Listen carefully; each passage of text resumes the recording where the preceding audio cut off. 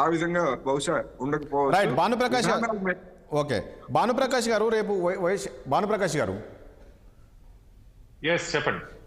షర్మిల కాంగ్రెస్ పార్టీలో జాయిన్ అయిన తర్వాత నేను ఇంతకుముందు అన్నట్లు ఆ స్థాయిలో జగన్మోహన్ రెడ్డి పైన, ముఖ్యమంత్రి పైన విమర్శలు చేస్తే అక్కడ ప్రజలు విశ్వసిస్తారా? ఆమె కామెంట్స్ని పరిగణలోకి తీసుకుంటారా?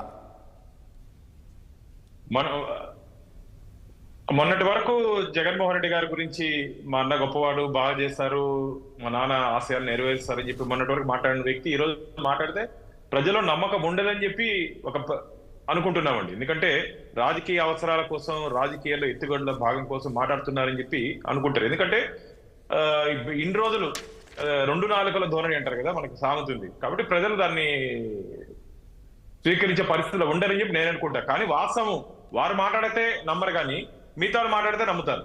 షర్మిల గారు మాట్లాడితే నమ్మరు, కానీ మిగతా ప్రతిపక్ష పార్టీలు మాట్లాడితే రాష్ట్రంలో అన్యాయం జరుగుతుందని నమ్ముతారు. కానీ ఇంతకుముందు చెప్పినట్టు మీరు ఫ్యామిలీ విషయాలు కాకుండా పాలసీ విషయాలు, ఈ 5 సంవత్సరాల కాలంలో జగన్మోహన్ రెడ్డి గారు వచ్చిన తర్వాత ఈ వైఫల్యాలు ఉన్నాయి, ఇచ్చినట్టు హామీలు ఇక్కడిక్కడ నెరవేర్చలేదు, ఇంత అప్పులు చేశారు, ఒక శ్వేతపత్రం విడుదల చేయమని చెప్పండి. ఇలా ఖచ్చితంగా ప్రభుత్వ వైఫల్యాన్ని ప్రశ్నిస్తే ఖచ్చితంగా ప్రతిపక్ష పార్టీలు అన్ని అదే కదా. ఈ రేపు ఎలక్షన్ లో మేనిఫెస్టో, ఎలక్షన్ లో పబ్లిక్ మీటింగ్స్ లో కానీ ఎక్కడన్నా కానీ మాట్లాడాల్సిన అవసరం వస్తే ఈ పాలసీ విషయాలే కదా మనం మాట్లాడుకోవాల్సింది. 5 సంవత్సరాల కాలంలో ఆంధ్రప్రదేశ్ మొదటిగా అవినీతి ప్రదేశ్ గా మారిపోయింది. మొదటి సంవత్సరం అక్రమాలకు నిలయంగా మారిపోయింది, అంధకార ప్రదేశ్ గా మారిపోయింది, పూర్తిగా ఈ రోజు అప్పుల ప్రదేశ్ గా మారిపోయింది. ఫైనల్ గా ఆంధ్రప్రదేశ్ పూర్తిగా అప్పుల ఊబులో కూరుకుపోయింది. దాదాపు 12 లక్షల కోట్ల పైచిలకు అప్పుల్లో ఉన్నటువంటి ప్రభుత్వం ఈరోజు ఆంధ్రప్రదేశ్ ప్రభుత్వం. రేపు ఎవరు ముఖ్యమంత్రి అయినా సరే దీన్ని అధిగమించాలంటే చాలా కష్టము. ఎందుకంటే సంస్కరణల పేరుతో స్కీమ్లు ఇవ్వాలి, మంచిదే, కానీ రాష్ట్ర ఆదాయం ఎంత, రెవెన్యూ ఎంత, దాంట్లో పెట్టుబడులు ఎక్కడి నుంచి వస్తున్నాయి, ఇవన్నీ ఆలోచించి నిర్ణయం తీసుకుంటే బాగుంటుంది.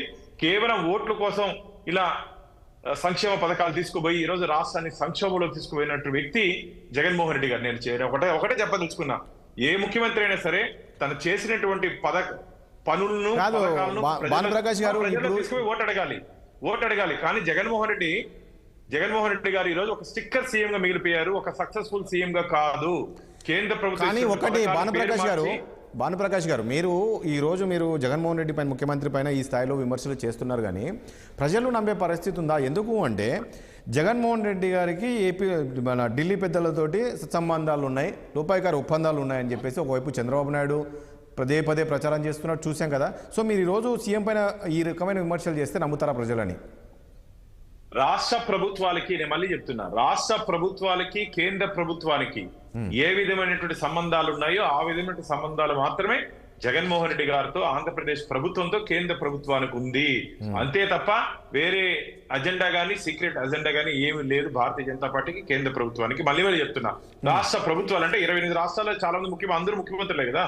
కాబట్టి అందరినీ ఒకే విధంగా చూస్తాం. ఎవరిని పక్కన చేర్చుకోవాల్సిన అవసరం భారతీయ జనతా పార్టీకి మాత్రం లేదు. ఏంటి భానుప్రకాష్ గారు, ఇప్పుడు టీడీపీతో పొత్తు పెట్టుకునే అవకాశం ఉంటుందా రాబోయే రోజుల్లో? ఎందుకంటే తరుణ్ చుగ్ వచ్చేసి సమావేశం అంటున్నారు, అభిప్రాయ సేకరణ అంటున్నారు. అంటే పొత్తు అంశానికి సంబంధించి అభిప్రాయ సేకరణ ఉంటుందా? ఇది మా సంస్థాగత విషయంలో భాగంగా భారతీయ జనతా పార్టీని ఏ విధంగా సంస్థాగతంగా ముందుకు తీసుకుపోవాలి, ఇంకా రాబో ఎన్నికల్లో ఏ విధంగా భారతీయ జనతా పార్టీ రాష్ట్రంలో వ్యవహరించాలని చెప్పే చర్చ కోసం వస్తున్నారు తప్ప పొత్తుల కోసం కాదండి. పొత్తులు మా కేంద్ర పార్టీ, కేంద్ర నాయకత్వం నిర్ణయిస్తుంది. వారు నిర్ణయించిన వెంటనే మీతో షేర్ చేస్తుందని మేము సిద్ధంగా ఉన్నాం. రైట్. రఫీ గారు చెప్పండి సార్. రఫీ గారు, ఏంటి చెప్పండి. అంటే